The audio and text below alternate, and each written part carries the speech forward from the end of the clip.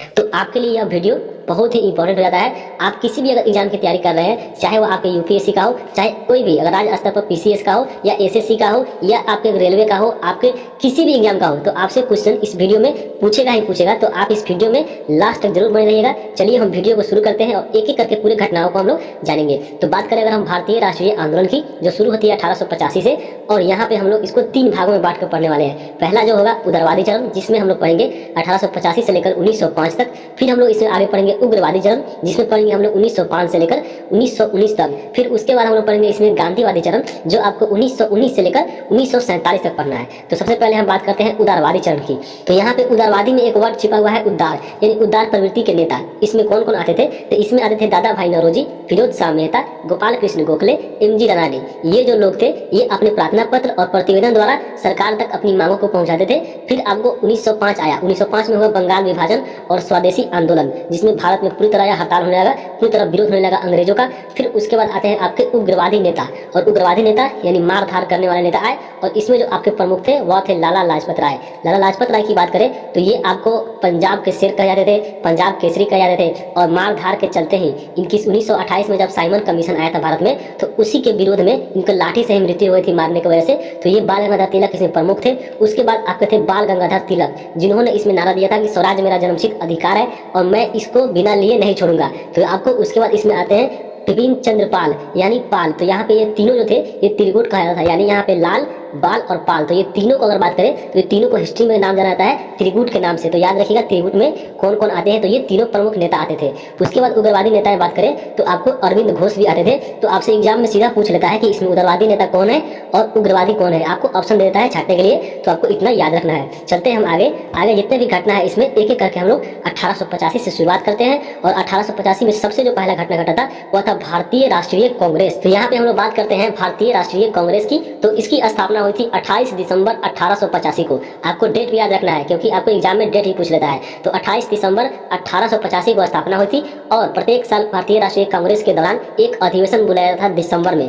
तो दिसंबर में आपको बुलाया जाता था। इसके अलावा आपको विशेष अधिवेशन भी बुलाया जाता था आपको विशेष स्थिति में। तो आपको ये सत्र चला था 1885 से लेकर 1947 तक। तो आपको हम लोग एक अलग से वीडियो प्रोवाइड कराएंगे, उसमें सभी अधिवेशन जो है महत्वपूर्ण जितने भी अधिवेशन है उन सबको कवर कराया जाएगा। उसके बाद हम बात करें भारतीय राष्ट्रीय कांग्रेस की स्थापना की। तो यहाँ पे इसकी स्थापना हुई थी मुंबई में। एक जगह था ग्वालियर टैंक, और वहाँ पे एक कॉलेज था जिसका नाम था गोकुल दास तेजपाल संस्कृत कॉलेज। इसी में स्थापना हुई थी भारतीय राष्ट्रीय कांग्रेस की। जब इसकी स्थापना हुई थी 1885 में, तो उस समय इसका नाम हुआ करता था भारतीय राष्ट्रीय संघ, यानी इंडियन नेशनल यूनियन। उसके बाद इसमें दादा भाई नौरोजी के सुझाव से भारतीय राष्ट्रीय कांग्रेस कर दिया इसको। तो यहाँ पे याद रखिएगा पहले यह संघ था, इसको कांग्रेस कर दिया किसके सुझाव से? तो दादा भाई नौरोजी के सुझाव से। उसके बाद हम बात करें इसके संस्थापक की, यानी भारतीय राष्ट्रीय कांग्रेस की स्थापना किन्होंने किया था? तो वे किए थे आपको ए ह्यूम ने, यानी एलन एक्टोवियन ह्यूम ने। एलन एक्टोवियन ह्यूम की बात करें तो ये आपको स्कॉटलैंड में थे। इन्होंने ब्रिटिश सिविल सेवा की एग्जाम दी और इनको भारत में ब्रिटिश अधिकारी के तौर पर काम करने का मौका मिला। तो यहाँ पे ये शिमला में बस गए। शिमला में बसने के कारण इनको हर्मिट ऑफ शिमला के नाम से जाना जाता है। इनके द्वारा एक पत्रिका लिखा गया जिनका नाम था जनता के मित्र, और यहाँ पे कांग्रेस के ये प्रथम सचिव भी बने। जब स्थापना हुई थी 1885 में, तो 1885 में ये कांग्रेस के सचिव बने और 1906 तक ये इस पद पे बने रहे। उसके बाद इनको पक्षी विज्ञान का जनक भी बुलाता है ए.ओ. ह्यूम को, और इनकी मृत्यु हो जाती है 1912 में। तो भारतीय राष्ट्रीय कांग्रेस से आप इतना जानिए, बाकी हम लोग इसमें डिटेल से जानेंगे आपको अगले दूसरे वीडियो में, जिसमें हम लोग अधिवेशन को कवर करेंगे। चलते हैं आगे हम लोग देखेंगे 1905, और 1905 में हम लोग देखेंगे बंगाल विभाजन। बंगाल विभाजन के पीछे जानेंगे कौन से कारण थे और क्या क्या निर्णय और क्या क्या किया गया। तो सबसे पहले हम जानते हैं बंगाल विभाजन क्यों किया गया, इसके पीछे कारण क्या था, किस उद्देश्य से किया गया। तो बंगाल विभाजन करने के पीछे सबसे जो बड़ा उद्देश्य था अंग्रेजों का, यह हुआ था कि हिंदू और मुस्लिमों की एकता को तोड़ना था। बात करें हम उस समय की बंगाल की, तो उस समय की बंगाल जो था वो भारत का सबसे बड़ा राज्य था, सबसे बड़ा समृद्ध राज्य था, सबसे बड़ा शक्तिशाली राज्य था। तो अंग्रेजों को यह जरूर सोचना था कि हम बंगाल को अगर तोड़ देते हैं तो हमारे खिलाफ कोई भी आवाज नहीं उठाने वाला है। क्योंकि उस समय की अगर बंगाल की बात करें तो उसमें आपका आता था बंगाल खुद एक, और असम, उसके बाद बिहार, उड़ीसा, और जितने भी उसमें पूरा आपको बांग्लादेश था वो सब उसी में आता था। तो यहाँ पे अंग्रेजों ने एक चाल चली और बंगाल विभाजन कर दिया हिंदू और मुस्लिमों की एकता तोड़ने के लिए। और यह निर्णय लिया गया आपको 20 जुलाई 1905 को। आपको डेट भी याद रखना है। है। 20 जुलाई को निर्णय लिया और इसके विरोध में 7 अगस्त 1905 में स्वदेशी आंदोलन चलाया गया पूरे भारत में, जिसको हम लोग आगे जानेंगे। और कितना भी विरोध हो गया लेकिन लागू कर ही दिया गया 16 अक्टूबर 1905 को। और उसमें जो भारत के वायसराय थे वह थे आपके लॉर्ड कर्जन। और जब विरोध हुआ यहाँ पे 7 अगस्त को तो स्वदेशी आंदोलन आपको चलाया गया पूरे भारत में। तो यहाँ पे बंगाल विभाजन लागू जब हुआ 16 अक्टूबर को, तो देखिए बंगाल विभाजन कैसे किया गया था। तो बंगाल विभाजन की बात करें तो बंगाल को 2 भागों में बांटा इन्होंने। एक अब बांटे पूर्वी बंगाल में, दूसरी को बांटा यहाँ पे पश्चिमी बंगाल में। तो पूर्वी बंगाल की अगर बात करें तो इसमें बांटा आपको पूर्वी बंगाल और असम को, और यह जो था यह मुस्लिम बहुल क्षेत्र था और इसकी राजधानी रखी यहाँ पे ढाका में। और दूसरी तरफ जो बांटा था यहाँ पे पश्चिमी बंगाल को, तो इसमें आते थे पश्चिम बंगाल, उसके बाद इसमें आते थे बिहार और उड़ीसा, और इसको आपको हिंदू बहुल क्षेत्र था और इसकी राजधानी रखी गई थी कोलकाता। तो आइए हम लोग देखते हैं जब विरोध हुआ 7 अगस्त 1905 को और चालू हुआ स्वदेशी आंदोलन। तो स्वदेशी आंदोलन के बारे में हम लोग जानते हैं, यानी विभाजन के विरोध में देखिए कौन कौन सी घटना घटी थी। तो यहाँ पे स्वदेशी आंदोलन की शुरुआत हुई और यह आपको घोषणा हो गई थी 7 अगस्त 1905 को, उसी दिन इसकी शुरुआत हुई थी। और यहाँ पे कहाँ पे किया गया था इस आंदोलन की शुरुआत, तो यह किया गया था कोलकाता के टाउन हॉल से। और इसमें एक प्रस्ताव पारित हुआ, यानी बहिष्कार प्रस्ताव, यानी जितने भी विदेशी सामान थे इनको बहिष्कार किया गया भारत से। और यह जो सुझाव किसने दिया था कि कृष्ण कुमार मित्र ने सुझाव दिया था बहिष्कार करने का। उसके बाद स्वदेशी आंदोलन के नेतृत्व की बात करें तो पूरे भारत में था और पूरे भारत में अलग अलग जगह पर अलग अलग नेताओं के द्वारा, क्रांतिकारियों के द्वारा इसका नेतृत्व किया जा रहा था। जैसे हम बात करें मुंबई और पुणे में तो बाल गंगाधर तिलक थे। पंजाब और उत्तर प्रदेश की बात करें तो वहाँ पे इसका नेतृत्व लाला लाजपत राय कर रहे थे। उसके बाद बात करें दिल्ली में इसका नेतृत्व कर रहे थे सर हैदर राजा। और मद्रास की बात करें तो यहाँ पे इसका नेतृत्व कर रहे थे चिदम्बरम पिल्ले। और यहाँ पे स्वदेशी आंदोलन के दौरान मुख्य नारा दिया गया जो इंपॉर्टेंट है, उसमें आपको वंदे मातरम, विभाजन नहीं चाहिए, बंगाल एक है, ये नारा दिया गया था स्वदेशी आंदोलन के दौरान आपको बंगाल विभाजन के विरोध में। उसके बाद जब विभाजन लागू हो गया था उसके बाद देखिए कौन कौन सी घटनाएं घटी थी। जब 16 अक्टूबर को यह विभाजन लागू हो गया था तो पूरे संपूर्ण बंगाल में उसी दिन शोक दिवस मनाया गया था।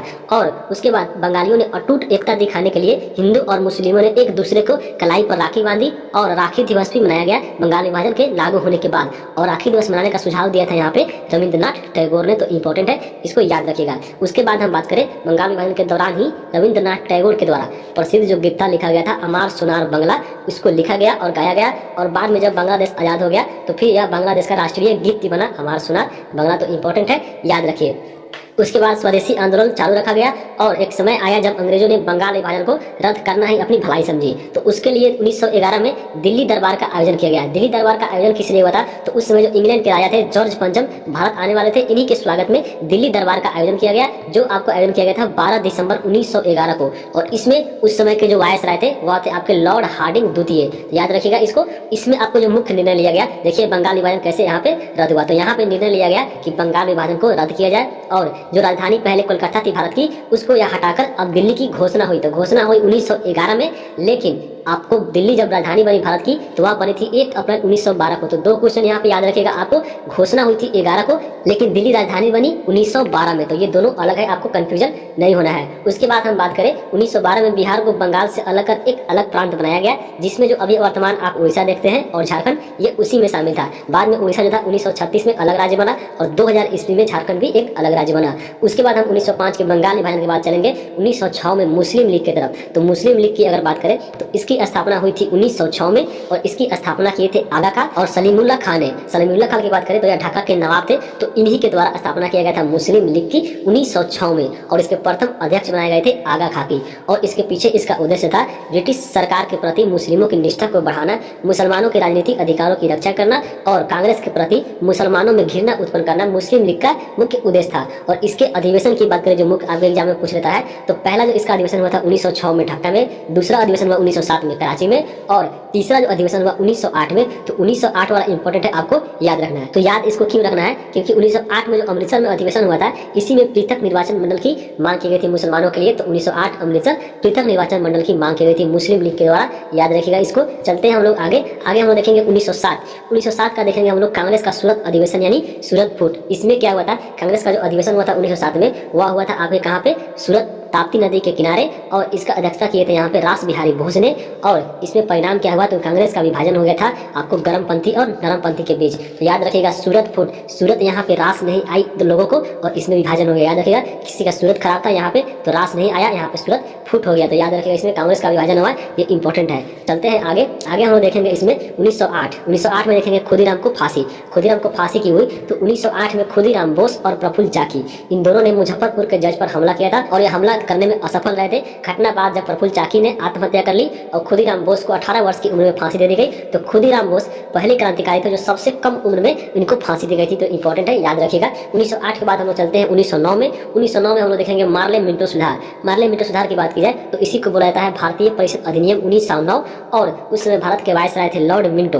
और इसकी हम बात करें तो ब्रिटिश सरकार के इस अधिवेशन द्वारा मुसलमानों के लिए पृथक निर्वाचन मंडल की व्यवस्था करना था। मार्ले मिंटो सुधार का यह आपको उद्देश्य था। चलते हैं आगे हम देखेंगे 1913 में गदर आंदोलन की बात करें यहाँ पे तो इसका उद्देश्य क्या था? तो इसका उद्देश्य था भारत को अंग्रेजों से आज़ादी दिलाना और इसकी स्थापना की गई थी 1 नवंबर 1913 को और इसके संस्थापक थे लाला हरदयाल। उसके बाद इसकी स्थापना कहाँ हुई थी? तो इसकी स्थापना हुई थी सेंट फ्रांसिस्को में, अमेरिका में और इसके प्रथम अध्यक्ष बनाए गए थे सोहन सिंह भाखड़ा को। उसके बाद हम बात करें इसमें तो 1 नवंबर 1913 को गदर एक पत्रिका भी जारी हुई जो आपको साप्ताहिक थी, यानी एक सप्ताह में निकलती थी और यह उर्दू में निकलती थी। लेकिन 9 दिसंबर 1913 से यह गुरुमुखी लिपि में छपने लगी और इस पत्रिका का जो पहला पृष्ठ आता था इस पेपर का और इस पत्रिका का, इसमें अंग्रेजी राज का कच्चा चिट्ठा नाम से आता था। उसके बाद हम बात करें 1914 से 18 यानी प्रथम विश्व युद्ध। प्रथम विश्व युद्ध को हम लोग भारत और ब्रिटिश के दृष्टिकोण से देखेंगे, इसको हम लोग ज़्यादा डिटेल में नहीं जाएंगे। तो बात करेंगे हम प्रथम विश्व युद्ध की तो यह हुआ था 1914 से लेकर 18 में और इसमें हम लोग देखेंगे क्या रोल था भारत का।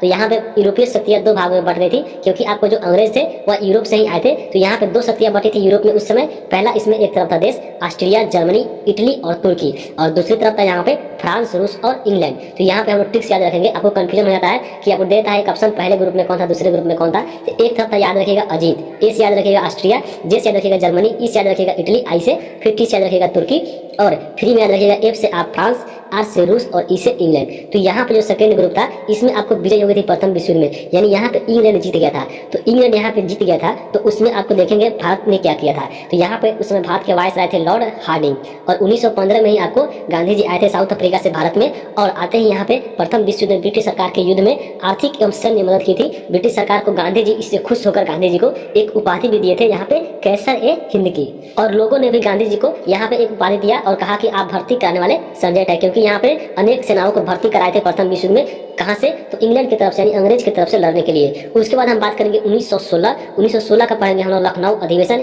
इसी को रहता है लखनऊ समझौता यानी कांग्रेस लीग समझौता। तो बात करेंगे हम 1916 में जो लखनऊ अधिवेशन हुआ था उसकी अध्यक्षता किए थे यहाँ पे अंबिका चरण मजमूदार ने और इसमें नरमपंथी और गरमपंथी जो इसमें अलग हुए थे 1907 के सूरत अधिवेशन में रास नहीं आया था इनका चेहरा। तो यहाँ पे याद रखेगा सूरत में जो अधिवेशन हुआ था 1907 में उसमें फिर आपको 1916 में ये जाकर मिल गए थे, यानी इनमें एकता हो गई थी। तो नरमपंथी और गरमपंथी में एकता हुई थी, इसकी आपको अध्यक्षता कर रहे थे मजमूदार और लखनऊ में इसका अधिवेशन हुआ था। और इस अधिवेशन में कांग्रेस लीग समझौता और लखनऊ पैक्ट हुआ। कांग्रेस ने मुस्लिमों के लिए अलग निर्वाचन की मांग स्वीकार कर ली थी इस अधिवेशन में और इसी अधिवेशन में राजकुमार शुक्ला की भेंट हुई थी गांधी जी से, जिन्होंने आपको किसानों की समस्या बताई थी बिहार की। और इसी के बाद आपके चंपारण आए थे महात्मा गांधी, जिन्होंने नील विद्रोह को समाप्त किया था और यह प्रथम सत्याग्रह आंदोलन था गांधी जी का। तो उसके बाद हम 1916 पढ़ लेते हैं, फिर उसके बाद 1917 में उसके बारे में भी जानेंगे। तो 1916 में हम लोग पढ़ेंगे होम रूल लीग आंदोलन। तो इसके बारे में हम बात करें तो होम रूल जो वर्ड है यह आपके आयरलैंड से लिया गया था, जिसका अर्थ होता था यहाँ पे स्वशासन।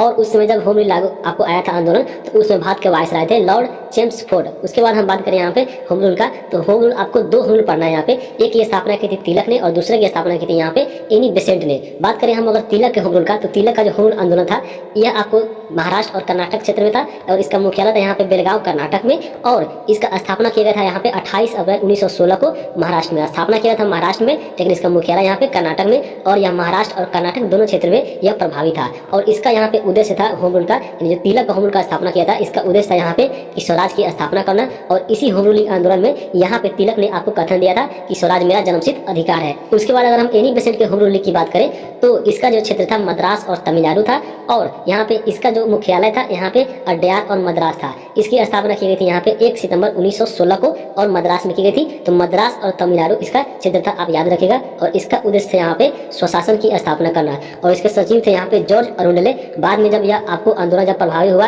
अनेक क्षेत्रों में काम करने लगा अच्छा, तो 1917 में आंदोलन को बढ़ती लोकप्रियता देखते हुए ब्रिटिश सरकार ने इसका दमन करा दिया था। अब चलते हैं 1917 में हम पढ़ेंगे चंपारण सत्याग्रह। चंपारण सत्याग्रह की बात करें तो पहली बार गांधी जी द्वारा सत्याग्रह का प्रयोग किया गया था 1893 में अफ्रीका में। अगर पूछे कि सीधे गांधी जी द्वारा प्रथम सत्याग्रह कौन था तो वह आपके साउथ अफ्रीका का जो 1893 वाला था वो था। लेकिन अगर पूछ ले कि गांधी जी का भारत में पहला सत्याग्रह कौन था तो वह था आपके चंपारण 1917 का। और यह आपको चंपारण सत्याग्रह क्यों हुआ था तो यह हुआ था तीनकठिया प्रथा। इसका तीनकठिया प्रथा इसका कारण था क्योंकि यहाँ पे बात करें अगर बिहार में तो उस समय तीनकठिया जो प्रथा था यानी 3 कठिया यानी 3 जो कट्ठा इसमें पूरे 20 कट्ठा में यानी 1 बीघा में अगर खेती बात करें तो 3 कट्ठा भाग पर अंग्रेजों ने नील की खेती करवा रहा था बिहार के किसानों से। तो इसी को समाप्त करने के लिए यहाँ पे आए थे तीनकठिया प्रथा को गांधी जी ने। तो इसका उद्देश्य था कि तीनकठिया प्रथा को समाप्त करना। और इसको गांधी जी को किसने बुलाया था बिहार में तो यह आपको बुलाया था राजकुमार शुक्ल ने।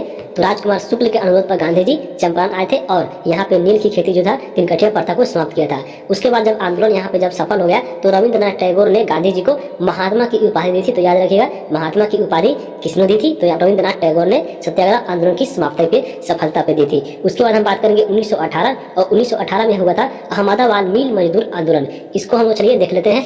तो अहमदाबाद मिल मजदूर आंदोलन के पीछे कारण क्या था तो मिल मजदूरों को प्लेग बोनस नहीं देना इसका मुख्य कारण था। आंदोलन जब हुआ गांधी जी के द्वारा तो 35% बोनस देने को तैयार हो गई ब्रिटिश कंपनी। उसके बाद यह महात्मा गांधी का प्रथम भूख हड़ताल था क्योंकि इसी में इन्होंने भूख हड़ताल चालू किया था। तो यह प्रथम भूख हड़ताल था। प्रथम सत्याग्रह आंदोलन पूछे भारत में तो चंपारण था, लेकिन प्रथम भूख हड़ताल पूछे तो आपको अहमदाबाद मिल मजदूर आंदोलन था। ये दोनों आंदोलन। तो इसके पीछे कारण क्या था तो फसल नष्ट होने के बावजूद भी सरकार द्वारा किसानों से लगान भरने की वसूली जो वह चालू रखी थी अंग्रेजों ने। तो इसको कारण याद रखिएगा जब फसल नष्ट हो गया है तो सरकार फिर भी इनसे लगान मांग रही थी, वसूली कर रही थी। तो आंदोलन के बाद क्या हुआ, आंदोलन के बाद सरकार का फैसला तय हुआ कि जो किसान अगर समर्थ है कर देने में वही दे, बाकी नहीं दो। तो यह गांधी जी का प्रथम वास्तविक किसान सत्याग्रह था। आपको 3 सवाल 3 तरह के हो गए। प्रथम अगर सत्याग्रह पूछे तो 1917 चंपारण, जबकि प्रथम भूख हड़ताल पूछे तो 1918 अहमदाबाद मिल मजदूर, जबकि 1918 का अगर पूछे प्रथम वास्तविक किसान सत्याग्रह कौन था तो वह था 1918 का खेरा सत्याग्रह आंदोलन। इस तीनों को आप याद रखिएगा। चलते हैं 1919 में। 1919 को देखेंगे हम रॉलेट एक्ट। रॉलेट एक्ट क्या था चलिए इसको जान लेते हैं।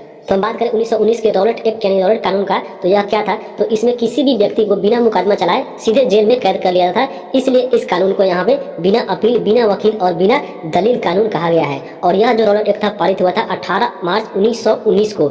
और इसके बाद हम देखें इसमें तो गांधी जी ने ही इस एक्ट के खिलाफ 6 अप्रैल 1919 को पूरे देश में हड़ताल चलाया क्योंकि इसमें किसी व्यक्ति को बिना मुकदमा चलाए ही आपको इसमें गिरफ्तार कर लिया था। इसलिए गांधी जी द्वारा 6 अप्रैल 1919 को पूरे देश में हड़ताल चलाया गया। और रॉलेट एक्ट के विरोध में ही 10 अप्रैल 1919 के पंजाब के जो नेता थे सैफुद्दीन किचलू और सत्यपाल को हड़ताल के दौरान ही हिमाचल प्रदेश में गिरफ्तार कर लिया गया था। और इनको न्याय दिलाने के लिए ही यहाँ पे जब जालियांवाला बाग में बैठक बुलाई गई थी उसी में आपको गोली चलाई गई थी। तो जालियांवाला बाग हत्याकांड भी हम लोग देख लेते हैं 1919 का। तो रॉलेट एक्ट के विरोध में हड़ताल के दौरान जब सैफुद्दीन किचलू और सत्यपाल के गिरफ्तार के विरोध में जब 13 अप्रैल को अमृतसर में जालियांवाला बाग में सरकार ने नीतियों के विरोध में सभा का आयोजन हुआ था। उसमें सभा के आयोजन के दौरान ही कमांडर के जो जनरल थे जनरल ओ डायर ने गोलियां चलवा दी जिससे हजारों लोगों की मृत्यु हो गई थी जालियांवाला बाग हत्याकांड में। याद रखिएगा यह 13 अप्रैल 1919 को यह घटना घटी थी। बात करें हम जालियांवाला बाग हत्याकांड में तो इसमें हंसराज नामक एक भारतीय था जिन्होंने जनरल डायर की सहयोग किया था। और इस हत्याकांड में यहाँ पे हजारों लोगों की मृत्यु हो गई थी। यहाँ पे देखिए एक मार्टियर वेल भी है इस बाग के अंदर और इस मार्टियर वेल में देखिए यहाँ पे क्या लिखा हुआ है, गोलियों से जान बचाने के लिए लोग भागते भागते इस कुएं में गिर पड़े। इस कुएं की मौत जमीन सतह से बराबर थी। कुएं में 120 मृतक शरीर निकाले गए थे। जब यह आंदोलन समाप्त हुआ था तो उसमें जब यह कुआं था इसके बीच में तो लोग जब भागने लगे, भगदड़ मची तो इस कुएं में जाकर बहुत से गिर गए। समझिए 120 लोग केवल इस कुएं में डूबकर मर गए थे क्योंकि इसकी जो जमीन की सतह थी पानी की पूरी आपके ऊपर लाशों से बिछ गई थी। बाद में निकाला गया, इसमें 120 लोगों की मृत्यु हो गई थी इस कुएं में, बाकी लोग इधर भागे गए थे। तो समझ लीजिए इसमें हजारों लोग की लगभग मृत्यु हो गई थी। उसके बाद हम बात करें यहाँ पे तो जालियांवाला बाग हत्याकांड के विरोध में देखिए उपाधि लौटाई गई थी कुछ प्रमुख नेताओं के द्वारा। गांधी जी ने यहाँ पे केसर ए हिंद की उपाधि लौटा दी थी जो उनको 1914 से 18 के प्रथम विश्व युद्ध में मिला था अंग्रेजों के द्वारा। उसके बाद रविंद्रनाथ टैगोर ने यहाँ पे नाइटहुड की उपाधि त्याग दी थी और जमनालाल बजाज ने यहाँ पे राय बहादुर की उपाधि त्याग दी थी। तो ये आप देख सकते हैं, ये आपके जालियांवाला बाग हत्याकांड का ये आपका जो जालियांवाला बाग है इसी में यह आयोजन किया गया था, ये वर्तमान का है। उसके बाद हम देखें इसमें तो अंग्रेज सरकार के खिलाफ बढ़ते असंतोष के कारण घटना की जांच के लिए जनरल हंटर की अध्यक्षता में एक कमीशन बनाया गया जिसको बुलाया है हंटर कमीशन, जो इस हत्याकांड की जांच करेगा। उसके बाद जालियांवाला बाग हत्याकांड के 21 वर्ष जब बीत गया, इसका परिणाम सामने नहीं आया उस कमीशन के द्वारा, तो 1940 में सरदार उधम सिंह जा गए लंदन, और लंदन जाकर जनरल डायर को गोली मारी थी। जब जनरल डायर लंदन में एक सभा कर रहे थे, तो वहां पे जाकर 1940 में उधम सिंह ने गोली मारी थी जनरल डायर को, और इसकी मृत्यु हुई थी। तब जाकर यह बदलाव पूरा हुआ था। उसके बाद हम चलेंगे आगे पढ़ेंगे खिलाफत आंदोलन 1919। खिलाफत आंदोलन की बात करें तो इसको हम जानते हैं सबसे पहले कारण।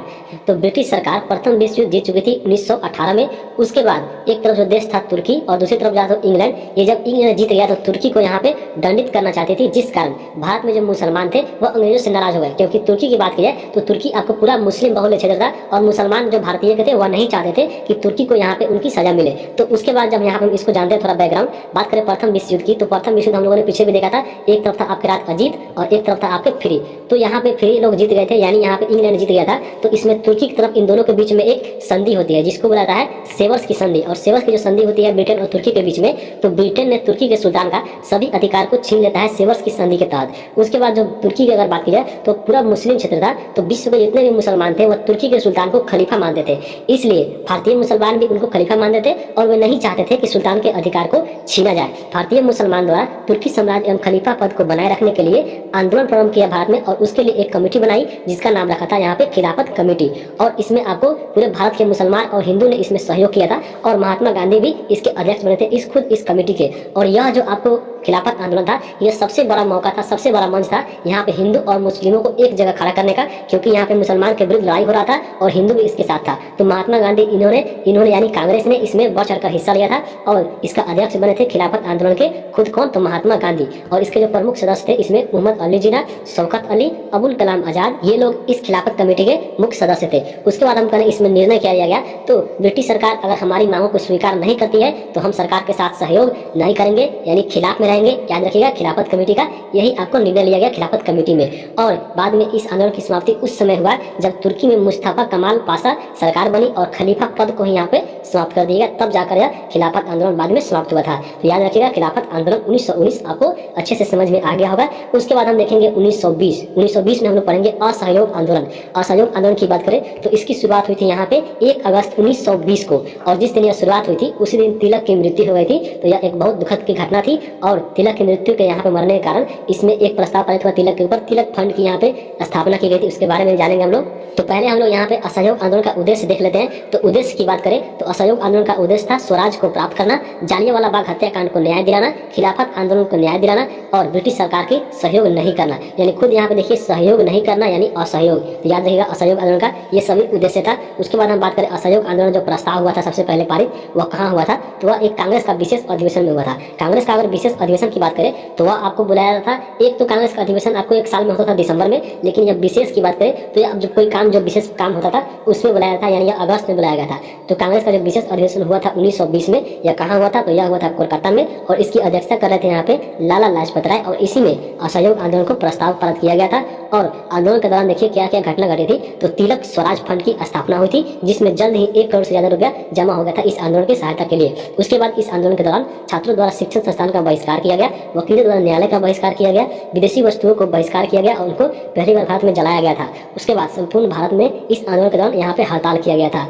फिर यह आंदोलन 2 साल तक अच्छे से चला। फिर 5 फरवरी 1922 को ऐसी घटना घटती है जहां से महात्मा गांधी ने इस असहयोग आंदोलन को समाप्त कर दिया। 5 फरवरी 1922 को चौरी चौरा कांड की वजह से महात्मा गांधी ने असहयोग आंदोलन को वापस ले लिया। 12 फरवरी 1922 को जब यह आंदोलन वापस ले लिया गया तो 10 मार्च 1922 को महात्मा गांधी को गिरफ्तार कर लिया गया और 6 वर्षों की सजा सुनाई गई महात्मा गांधी को। लेकिन स्वास्थ्य खराब होने की वजह से फरवरी 1924 में इनको रिहा कर दिया गया था। तो पहले हम जानते हैं चौरी चौरा कांड क्या हुआ था, जिसकी वजह से महात्मा गांधी को 12 फरवरी 1922 को असहयोग आंदोलन वापस लेना पड़ा था। तो बात करेंगे हम 1922 का चौरी चौरा कांड। यह जो घटना घटी थी 5 फरवरी 1922 को घटी थी। चौरी चौरा कांड की बात करें तो यह आपके उत्तर प्रदेश में गोरखपुर के पास एक जगह है और चौरी चौरा स्थान पर यह घटना घटी थी। तो असहयोग आंदोलनकारियों के जब यहाँ पे आंदोलन कर रहे थे तो उसके ऊपर पुलिस द्वारा गोली चलाया गया। तो फिर भीड़ ने इसमें उत्सुक होकर पुलिस थाना में ही आग लगा दिया, जिसमें 22 लोगों की यहाँ पे मृत्यु हो जाती है। उस समय भारत के जो गवर्नर थे वह थे आपके लॉर्ड रीडिंग। और इस घटना के बाद गांधी जी दुखी होती है क्योंकि इसमें असहयोग आंदोलन था और इसमें यहाँ पे आग लगा दी गई, आगजनी हुई, लोगों की मृत्यु हो गई। तो गांधी जी अचानक बारदोली में एक बैठक बुलाते हैं और 12 फरवरी 1922 को यहाँ पे निर्णय लेती है कि यहाँ पे असहयोग आंदोलन को समाप्त कर दिया जाए। उसके बाद हम 1922 के बाद पढ़ेंगे 1923 में हम लोग पढ़ेंगे स्वराज पार्टी। स्वराज पार्टी की बात की जाए तो असहयोग आंदोलन की समाप्ति गांधी जी की जेल जाने के बाद स्वराज पार्टी की स्थापना हुई थी और इसका उद्देश्य था कि कांग्रेस के अंदर रहकर स्वदेशी सरकार की गठन करना और इनकी मांग करना था। और इस स्वराज पार्टी के अध्यक्ष थे यहाँ पे चित्तरंजन दास और इसके सचिव थे मोतीलाल नेहरू। बात करें 1924 में जब चित्तरंजन दास की मृत्यु हो जाती है तो उसके बाद यह आंदोलन जो है स्थिर पड़ जाती है। उसके बाद 1924 में गांधी जी बाहर आते हैं जब इनकी तबीयत खराब होती है फरवरी में। फिर उसके बाद 1924 में ही बेलगाम अधिवेशन होता है और यह एकमात्र अधिवेशन आता है जिसमें गांधी जी अध्यक्षता करते हैं कांग्रेस की, तो इंपॉर्टेंट याद रखिएगा। उसके बाद हम बात करेंगे इसमें 1925 से हम लोग आगे देखेंगे, क्योंकि यह वीडियो जब लंबा हो जाएगा तो आपको